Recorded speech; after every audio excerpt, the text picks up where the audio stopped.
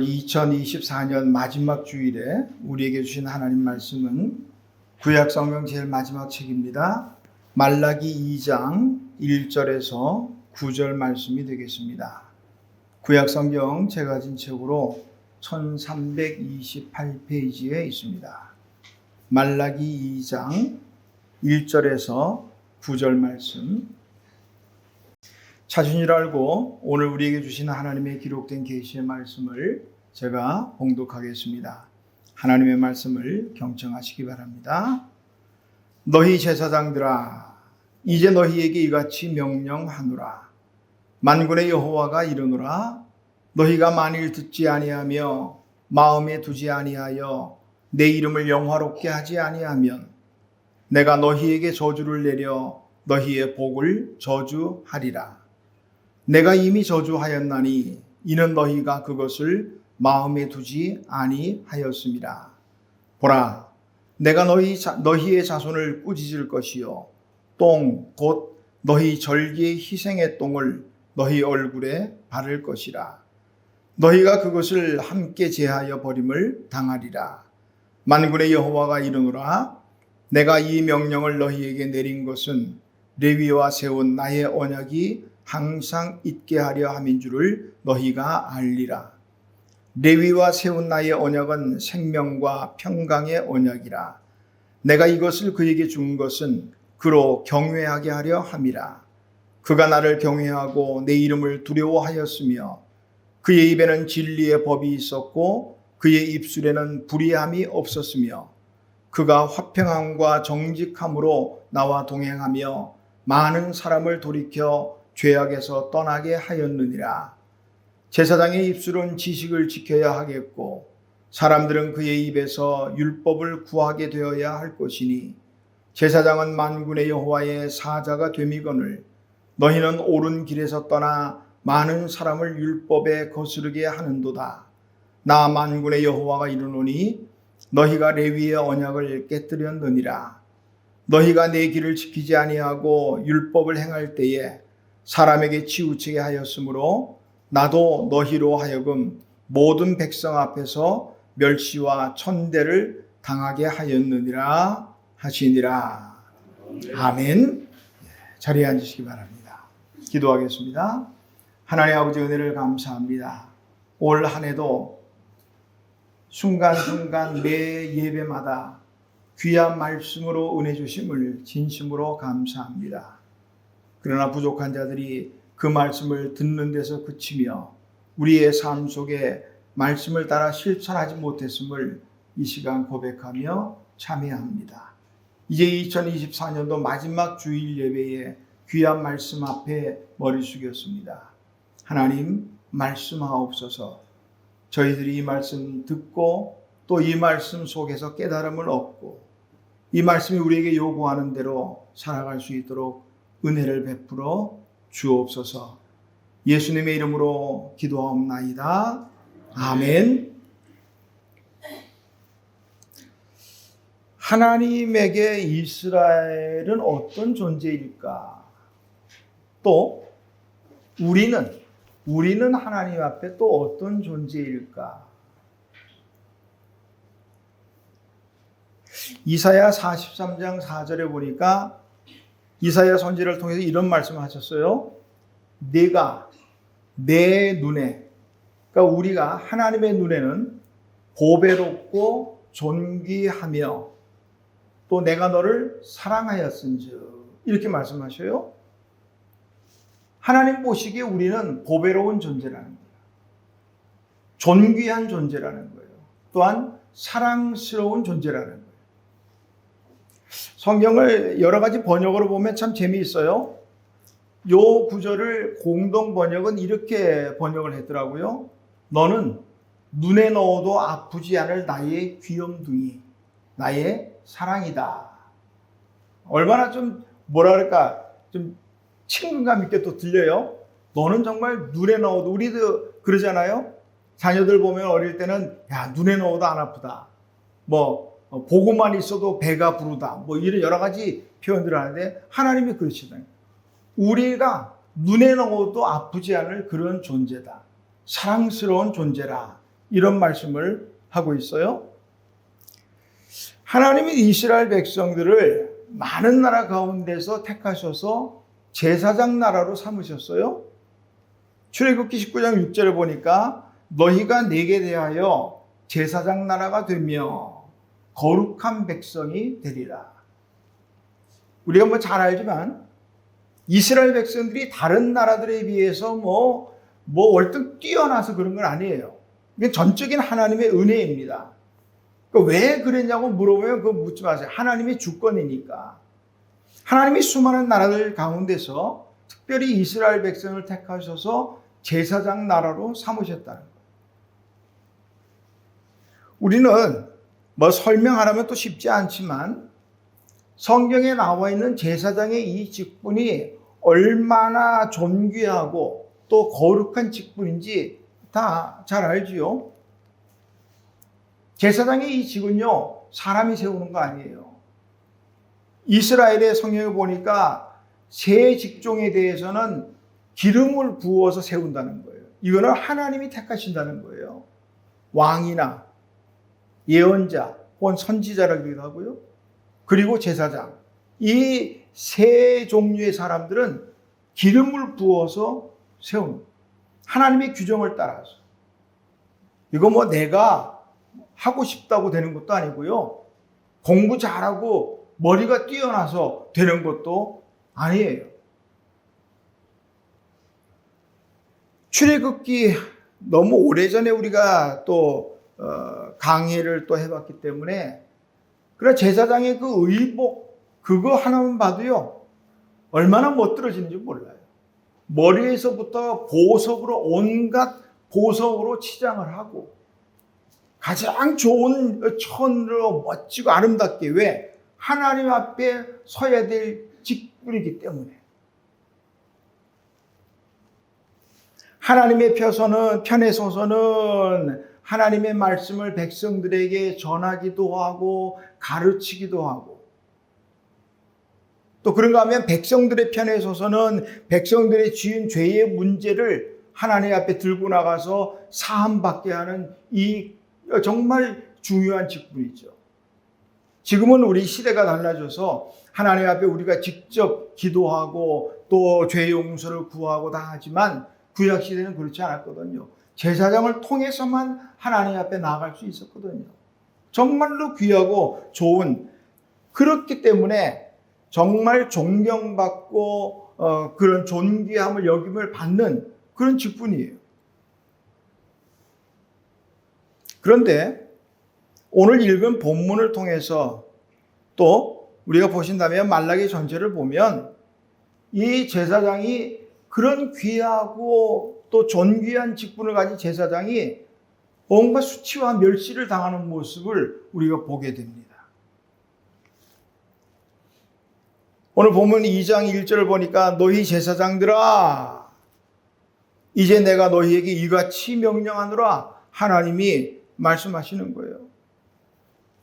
2절 말씀 보니까 너희가 만일 듣지 않으면 마음에 두지 아니하여 하니까 중간에 보니까 내가 너희에게 저주를 내려 너희의 복을 저주하리라.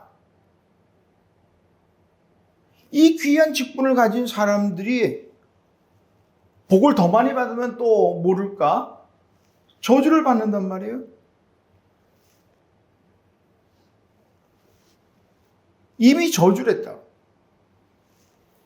세상에 저주가 복으로 바뀌어도 우리 표현으로 시원치 않을 판에 오히려 반대로 복이 저주가 됐다는 거예요.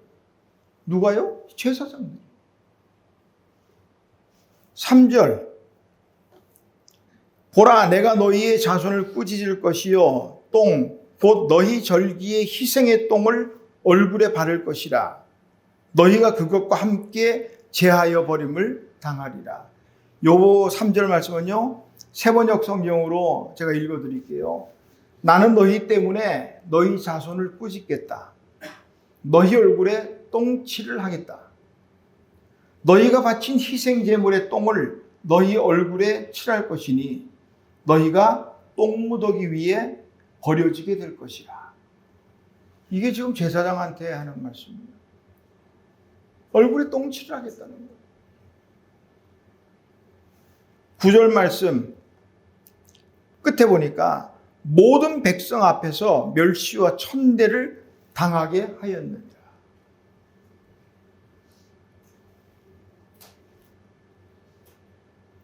2024년 한 해를 돌아봅니다. 복이라고 생각했는데 혹시 그렇지 못한 경우는 없었을까요?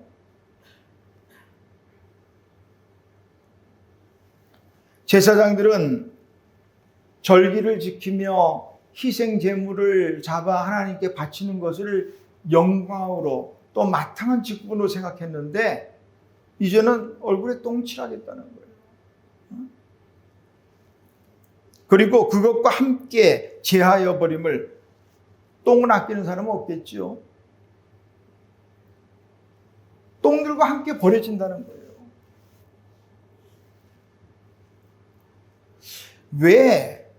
왜 거룩한 제사장, 존귀하게 여김을 받아야 할 제사장이 이런 수치와 멸시를 당하게 되었는가? 오늘 말씀 속에서 찾아보기 전에 먼저 예레미야 48장 10절에 보니까 예레미야 선지자를 통해 이런 말을 해요. 여호와의 일을 게을리하는 자는 저주를 받을 것이요. 하나님의 일을 게을리하는 자는, 제사장의 직분을 제대로 수행하지 못하고 게을리하면 저주를 받는다는 거예요. 2024년도 우리 각자에게 주어진 이 직분을 얼마나 잘 감당했는가, 저도 말씀을 준비하면서 저부터도 한번 그런 생각을 해봤습니다.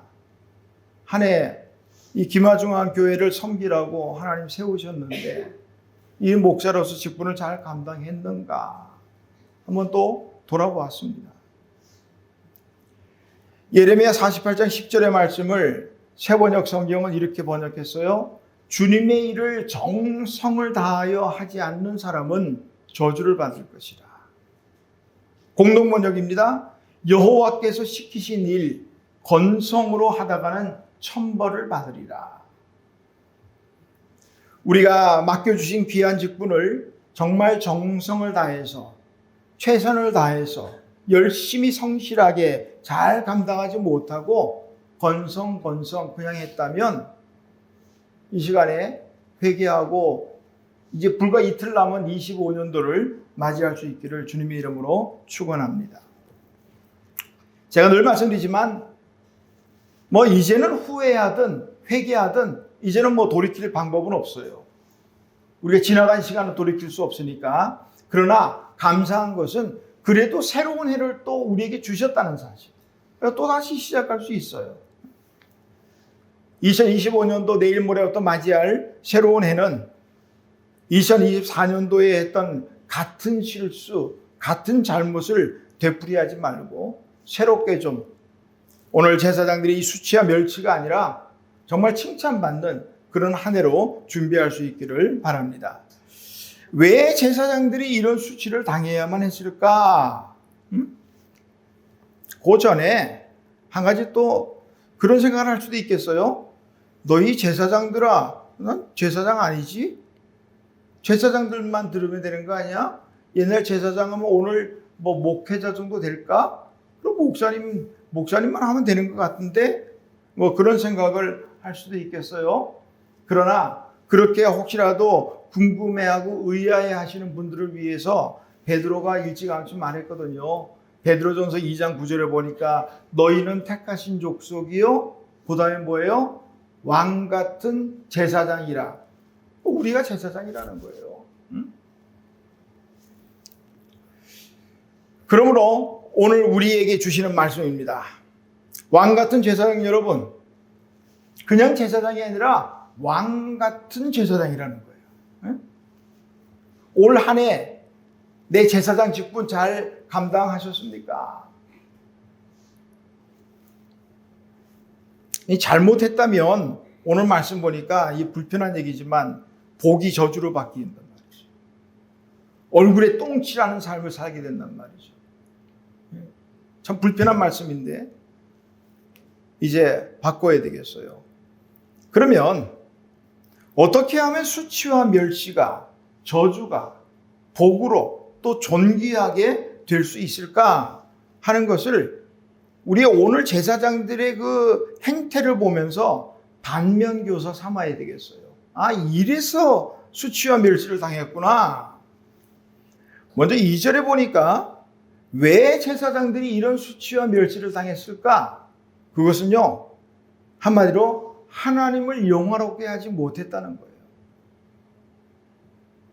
2절 말씀, 두 번째 줄도 보니까 너희가 만일 듣지 아니하며 마음에 두지 아니하여 내 이름을 영화롭게 하지 아니하면, 그래서 제사장들이 복이 저주로 바뀌고 수치와 멸시를 당하게 됐다는 거예요. 인생의 제일 되는 목적을 우리는 너무 잘 알죠. 우리 웨스트민스터 신앙 고백의 소요리 문답의 첫 번째 문항이 그겁니다. 인생의 제일 되는 목적이 무엇입니까? 라고 묻고요. 거기에 대한 대답을 우리가 잘 알잖아요. 사람의 제일 되는 목적은 하나님을 영화롭게 하며 영원토록 그를 즐거워하는 것이다. 그러니까 하나님을 영화롭게 하는 것. 그게 제일 된 목적이란 말이에요. 하나님이 인생을 창조하신 목적에 대해서 이사야 선지자를 통해서 말씀합니다. 이사야서 43장 7절에 보니까 내가 내 영광을 위하여 창조한 자를 오게 하라. 하나님의 영광을 위해서 창조하셨다는 거예요. 조금 다른 단어지만 하나님을 영화롭게 하기 위해서. 그런데 제사장들이 하나님을 영화롭게 하지 못했다는 거예요. 그래서 수치와 멸시를 당하고 복이 저주가 되고 얼굴에 똥칠을 하고 이런 일이 생긴다는 거예요. 2024년 한 해를 우리 돌아보기를 바랍니다. 올 한 해 나는 얼마나 하나님을 영화롭게 했을까? 하나님을 영화롭게 잘 못했다면 그럼 그 이유는 무엇일까?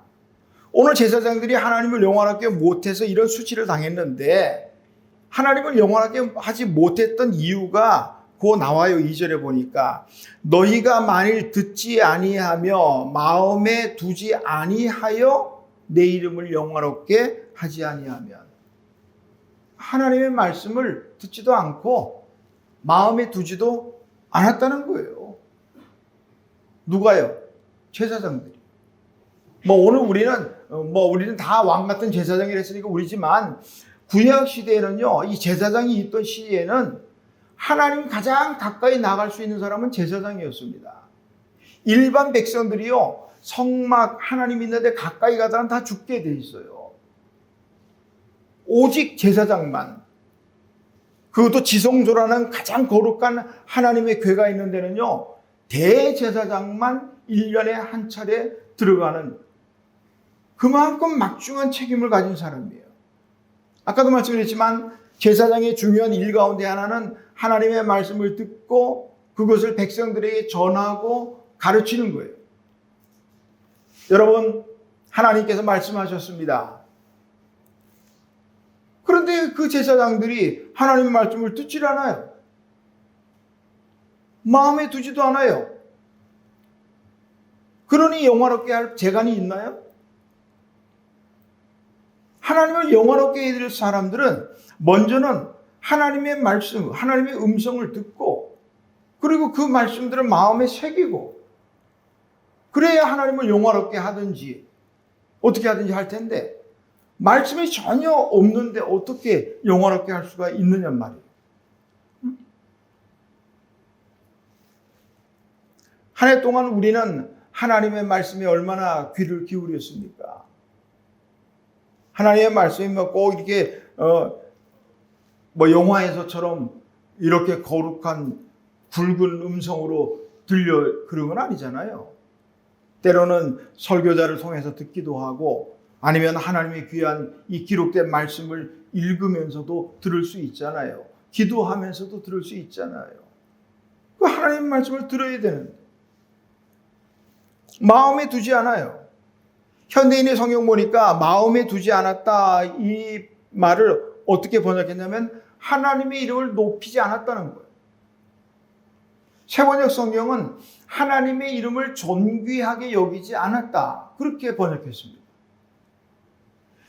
누구보다 하나님을 가까이에서 하나님을 존귀하게 하나님의 영광을 돌려야 될 제사장들이 그렇게 하지 않았다는 거예요.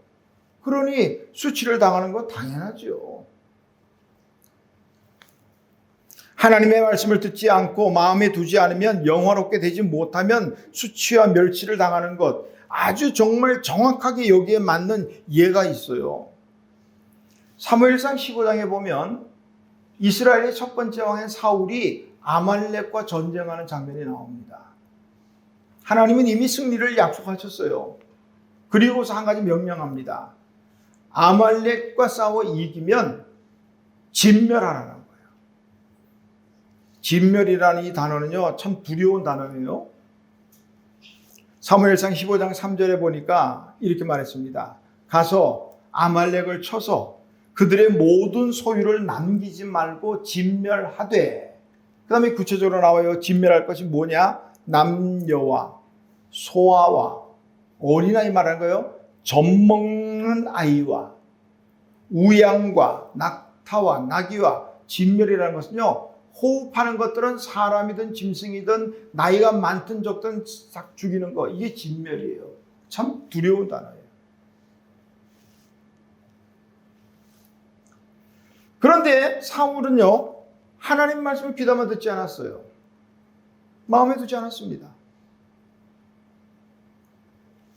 사무엘상 15장 9절에 보니까 사울이 어떻게 했느냐?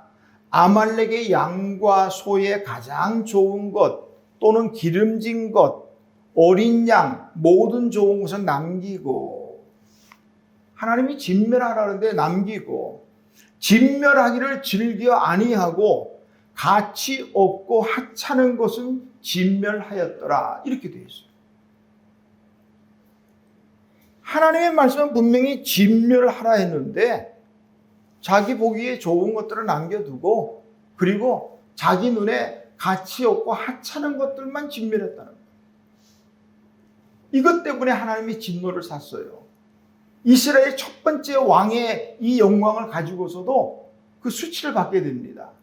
하나님은 그날로 그 진노하시면서 사무엘을 통해서 내가 사울을 왕으로 세운 것을 후회한다. 다른 사람으로 기름 부어서 새로운 왕을 세우라. 그 말 듣고 사무엘이요, 밤새도록 울며 하나님께 기도합니다.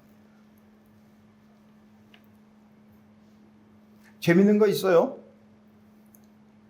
하나님이 사울에 대해서 후회하시고 진노하고 사울을 버리니까 사무엘이 마음이 너무 아픈 거예요. 그래서 밤새도록 하나님 앞에 눈물로 기도합니다. 그런데 정작 그 일을 만들어놓은 당사자 사울은요, 아말렉과 전투에서 승리했다고 길갈의 갈멜에다가 기념비 세웠어. 자기를 위해서. 이렇게 일을 만들어 놓고 자기는 자기 일을 위해서 승전 기념비를 세웠어요. 사무엘은 밤새 울며 기도하고 있는데 그런 생각이 문득 들더라고요. 내가 나에게 맡겨진 일을 잘 감당하지 못하고 때로는 게으르고 나태하고 그래서 하나님이 혹시라도 마음 상하셨으라도 누군가 날 위해서 그렇게 기도할 수도 있겠구나, 그런 생각을 해봤어요. 좀 열심히 해야겠어요. 자기를 위해서 기념비를 세우니 무슨 하나님께 영광이 되겠어요. 아말렉이 이렇게 대승을 했다면, 기념비를 세워야 됐다면 하나님을 위해서, 하나님의 영광을 위해서 세웠어야죠. 그래서 자기를 위해서 세운 거예요. 그러니 하나님께 무슨 영광이 되겠습니까? 저 복이 저주로 바뀝니다. 사울 왕조는 사울대로 끝나버립니다. 2025년도에는 우리 좀 더 하나님 말씀에 귀를 기울였으면 좋겠다 하는 생각이 듭니다. 하나님 말씀을 좀 마음에 좀 두시면 좋겠다 생각이 됩니다. 하나님 말씀이 내 귀에 있고 내 마음에 새겨지면 그런 사람의 삶을 통해서 하나님을 영원롭게 하지 않겠는가 생각됩니다. 제사장들이 수치를 당하고 복이 저주로 바뀌게 된 두 번째 이유는 4절과 5절의 말씀에서 찾을 수가 있어요. 자, 우리 4절과 5절 같이 한번 읽어볼까요? 자, 본문 4절과 5절 시작. 만군의 여호와가 이르노라. 내가 이 명령을 너희에게 내린 것은 레위와 세운 나의 언약이 항상 있게 하려 함인 줄을 너희가 알리라. 레위와 세운 나의 언약은 생명과 평강의 언약이라. 내가 이것을 그에게 준 것은 그로 경외하게 하려 함이라. 그가 나를 경외하고 내 이름을 두려워하였으며. 아멘. 하나님이 레위와 세웠다면 제사장 가문이 레위 지파에 있으니까요. 이 제사장들과 세우는 언약이 있어요. 생명과 평강의 언약이에요. 그러니까 하나님의 이 언약한 대로 말씀대로 잘 순종하고 살면 생명이요 평강인 거예요. 그런데 그렇지 못했다는 거예요.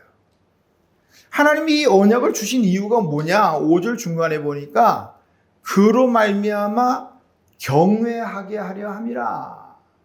하나님이 이 생명의 평강의 언약을 주신 것은 나 하나님을 경외하게 하려 함이라. 경외가 뭐냐? 우리 뭐 잘 알지만 경외라는 한자를 보니까 공경할 경자에 두려워할 외자 이렇게 돼 있어요. 그러니까 경외한다, 하나님을 경외한다 하면 하나님을 공경하고 그리고 하나님을 두려워한다 이 말을 하고 있어요. 이 경외라는 단어는요, 우리 신앙생활 하면서 또 이스라엘 백성들에게 대단히 중요한 단어예요. 우리가 자주 그런 말씀하죠. 코람데오. 무슨 말이에요? 신앙생활 오래 하면 다 똑똑해져. 코람데오. 이 라틴어거든요. 라틴어를 안 배워도 하잖아. 코람데오. 하나님 앞에서. 이렇게 말해요. 하나님 앞에 있다는 이 의식이 있으면 두려워할 수 있어요. 하나님이 보고 있는데. 우리나라가 일제에 대략 한 36년 정도 식민 생활을 하고 나니까 그때 생긴 두려움 하나가 뭐냐면 순사에 대한 두려움. 물론 저는 겪어보지 않았지만 말이죠. 그래서 옛날에는 아이들이 울고 그러면 호랑이가 물어간다, 꼭 까문다, 그런데 그때 당시에는 순사가 잡아간다. 그러면 그쳤다. 순사가 무서운 존재예요. 그런데 그 순사에 대한 두려움이 아직도 있는가 봐. 운전할 때 가만 보면요, 경찰차만 보면 차들이 왜 이렇게 느려지죠? 아니 70km로 가도 되는 것 같으면 대략 한 75km로 가도 전혀 문제 없어요. 경찰이 잡을 일도 없어요. 경찰차만 보면 70km 구간에도 60으로 떨어지고 벌벌벌벌 기더라고. 그 두려움이 있나 봐요. 제가 경찰을 좀 이렇게 무시하려는 건 아니지만, 아니 그 경찰 하나도 그렇게 두려워서 못 밟고 그냥 벌벌벌 하는 사람들이 어째 만왕의 왕 하나님은 두려워하지 않을까 말이죠. 세상 사람들이 그렇다 치고 오늘 우리를 말이에요.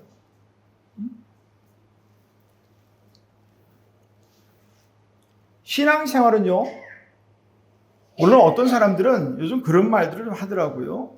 하나님은 사랑의 하나님, 자비의 하나님, 자꾸 사랑으로 자비, 용서 이쪽으로만 가는 거 있어요. 그러면 반쪽 하나님이에요. 하나님은 반면에 공의의 하나님, 심판하신 하나님을 기억해야 돼요. 전무후무한 지혜를 가진 솔로몬이요, 그 지혜를 가지고 잠언도 쓰고요, 그리고 전도서도 썼거든요. 전도서에는 그가 가진 모든 지혜로 인생의 삶을 쭉 이야기하고, 그리고 인생이 헛된 것들의 목적을 두고 살아가는 인생이 얼마나 헛되단가 하는 것을 쭉 말해주고 있어요. 시작부터 그러잖아요. 헛되고 헛되며 헛되고 헛되니 모든 것이 헛되다. 뭐 그렇다고 솔로몬이 허무주의를 말하는 건 아니에요.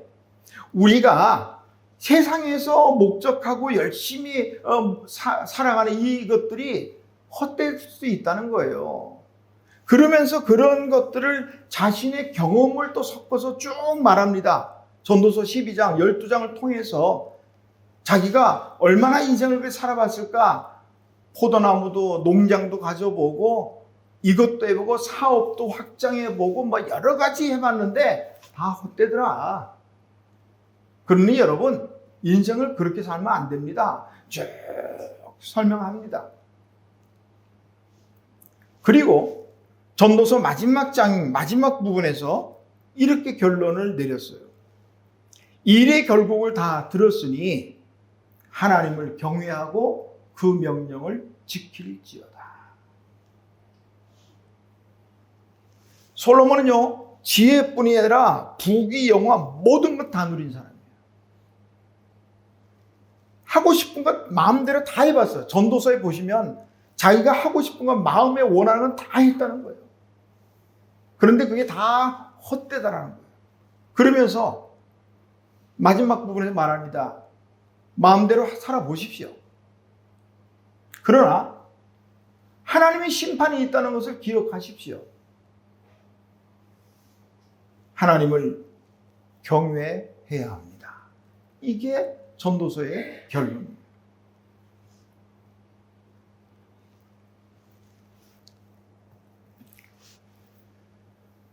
오늘 우리가 하나님을 영화롭게 하지도 못하고 하나님을 경외하지 못하면, 하나님을 두려워하는 마음을 가지지 못하면, 이 불편한 얘기지만 심판과 저주 아래 놓일 수밖에 없다는 사실이에요. 하나님 두려워해야 돼요. 올 한 해 하나님 얼마나 두려워했습니까? 주일이잖아요. 하나님의 날을 내가 막 쓰면서 하나님 두렵지 않았습니까? 하나님에 대한, 예를 들어 헌금이라면 하나님의 것을 하나님께 돌리지 않으면서 두렵지 않았습니까? 이 두려워하는 마음이 있어야 된다는 거예요. 시편 118편 6절에서 시인은 이렇게 말을 했어요. 여호와는 내 편이시라. 내가 두려워하지 아니하리니 사람이 내게 어찌할까? 하나님이 내 편이신데 내가 세상에 사람들이 뭐가 두려우냐 이 말이에요. 하나님을 두려워해야 돼요. 사람 두려워할 게 아니라, 그까지 경찰차 서 있다고 그거 두려워할 게 아니라 하나님을 두려워해야 된단 말이에요. 스펄전 목사님이 아마 이 구절에서 깨달음을 얻었을까요? 이런 말을 했어요. 하나님을 경외하는 것은 다른 모든 두려움을 사라지게 합니다. 이 말의 뜻은 그거예요. 우리가 정말 두려워해야 될 하나님, 그분 한 분 두려워할 그런 삶을 산다면 세상에 두려울 게 없다는 거예요. 하나님이 내 편이니까. 그러나 반대로요, 그 하나님을 두려워하지 않으면 세상 모든 것들이 다 두려움이 되는 거예요. 어떤 사람은 물만 봐도 두려워요. 불을 봐도 두려워요. 자라 봐도 두려워요. 소뚜껑 봐도 두려워요. 하나님을 두려워하는 마음이 없는 사람에게는 모든 것이 두려움의 대상이라니까요. 하나님을 두려워할 줄 알아야 돼요. 하나님을 경외하지 않으면, 그러니까 하나님을 경외하는 여러 가지 방법이 있겠지만 하나님을 경외하는 가장 기본적인 방법 중에 하나가 뭔가 생각해 보니까 예배였어요. 예배. 구약에는 제사였겠죠? 그런데 제사장들이 엉망으로 제사하는 거예요. 엉망으로. 한 장 앞으로 넘어가시면 말라기 1장 넘어갈 것도 없네. 바로 옆에 있는 왼쪽으로 말라기 1장 6절 보니까 내 이름을 멸시하는 제사장들아. 그랬더니 제사장들이 우리가 언제 주의 이름을 멸시했습니까? 이렇게. 하나님 말씀이 그거에 6절 보니까 아들은 아버지를, 종은 그 주인을 공경하는데 너희가 나를 아버지라고 부르면서 나를 공경하느냐? 이렇게 말해요. 우리가 언제 하나님을 공경하지 않았습니까? 하니까 하나님 말씀이 7절에 보니까 더러운 떡을 제단에 드리고도 말하기를 우리가 언제 주를 더럽게 했습니까? 이렇게 말한다는 거예요. 하나님께 드리는 제사는요, 가장 정결해야 돼요. 제물로 드린 짐승은 흠이 없는 1년 된 수컷 혹은 양 이런 것들로 나옵니다. 흠이 없어야 돼요. 그거 자꾸 문제가 아니에요. 1장 8절에 보니까 어떤 것으로 하나님께 제물을 드렸어요? 눈먼 것, 저는 것, 병든 것, 이런 것들을 하나님께 드린단 말이야. 그러면서 말합니다. 너희 총독에게 한번 줘봐라. 총독이 과연 기뻐하겠는가? 이런 것들을 이러고서 나를 공경한다고? 이렇게 말씀합니다. 하나님의 진노가 임하지 않으면 그게 오히려 이상할 지경입니다. 하나님께 드리는 가장 거룩해야 될 예배가 제사가 제사장들에 의해서 더럽혀졌다는 거예요. 2025년 한 해 올해보다 조금 더 하나님을 경외하는 그런 삶을 살았으면 좋겠습니다. 수치를 당하지 않으려면 하나님을 영화롭게 하고 하나님을 경외하고 거기에 더해 하나님은 한 가지 더 제사장들이 주의해야 될 것을 말씀하는데 그것은 바로 제사장들의 입 혹은 입술의 말 이겁니다. 제사장들의 말의 입술에는요 6절에 보니까 진리의 법이 있었다는 거예요. 있었다는 거예요. 그 입술에는 불의함이 없었다. 화평함과 정직함으로 하나님과 동행했었다는 거예요. 그래서 많은 사람을 죄에서 돌이키게 했다는 거예요. 제사장들이 했었다는 말은 무슨 말이에요? 과거 제사장들은 그렇게 했는데 지금은 아니라는 거예요. 지금은 아니라는 거예요.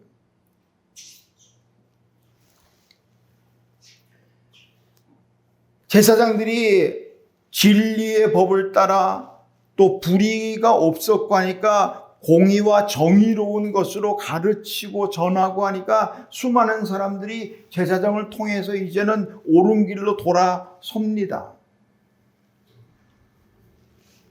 제가 더 길게는 안 하지만은 세번역 성경이라든지 현대인의 성경 보면 그래서 백성들이 제사장의 입술만 쳐다봤다는 거예요. 그 입에서 나오는 진리의 말씀을 듣기 위해서. 그랬었는데 그 제사장들이 지금은 그렇지 않았다는 거예요. 한 가지 예를 들면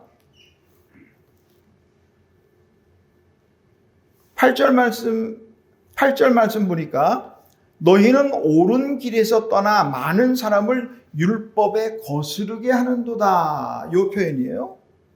율법에 거스르게 하는도다. 율법을 행할 때 또 9절에도 나오네요.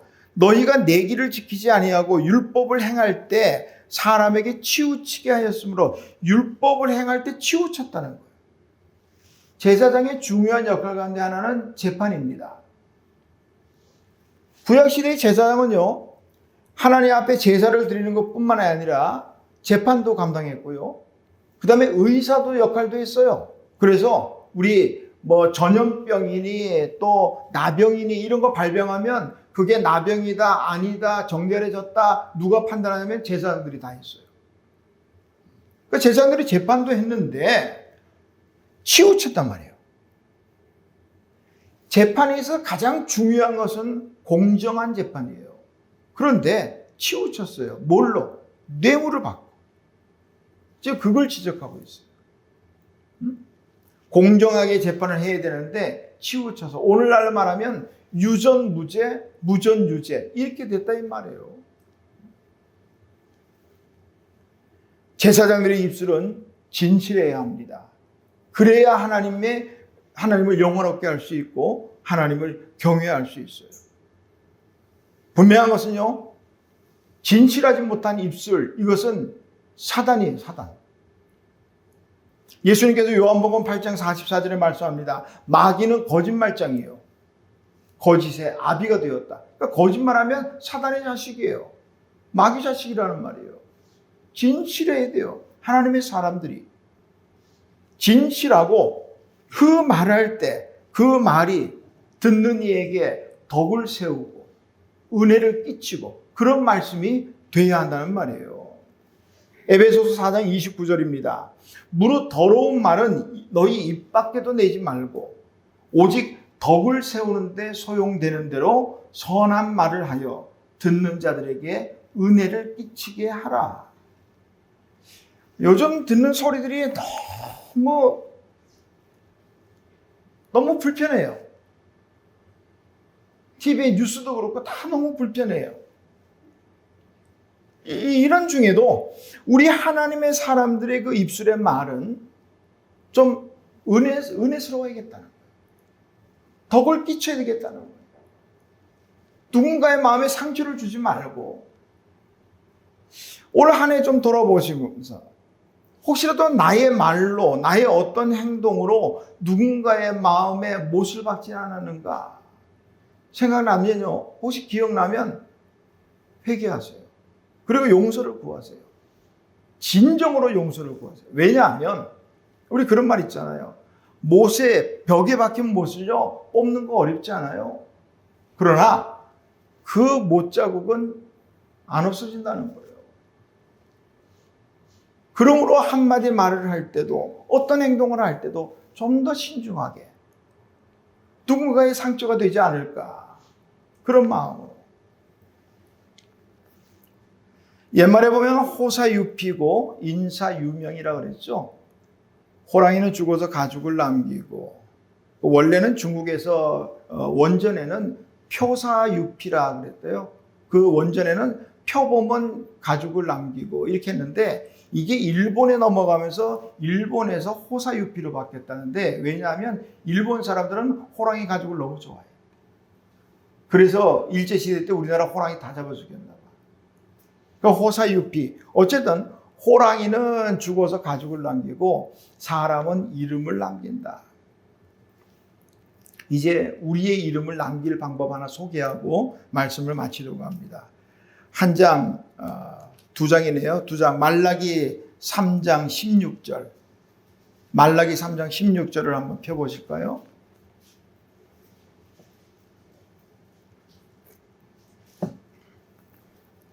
자, 말라기 3장 16절 우리 한 목소리를 같이 봉독합니다. 그때에 여호와를 경외하는 자들이 피차에 말하매 여호와께서 그것을 분명히 들으시고 여호와를 경외하는 자와 그 이름을 존중히 여기는 자를 위하여 여호와 앞에 있는 기념책에 기록하셨느니라. 아멘. 굳이 사울처럼 교만하게 자기를 위해서 기념비를 안 세워도 하나님을 경외하고 하나님의 이름을 존중히 여기는 자들은 하나님께서 기념책에 이름을 쓰신다는 거예요. 우리는 처음에 이사야 43장 4절의 말씀처럼 공동번역을 따르면 하나님의 눈에 넣어도 아프지 않을 사람들이에요. 우리 앞뒤 옆에 분들 인사할까요?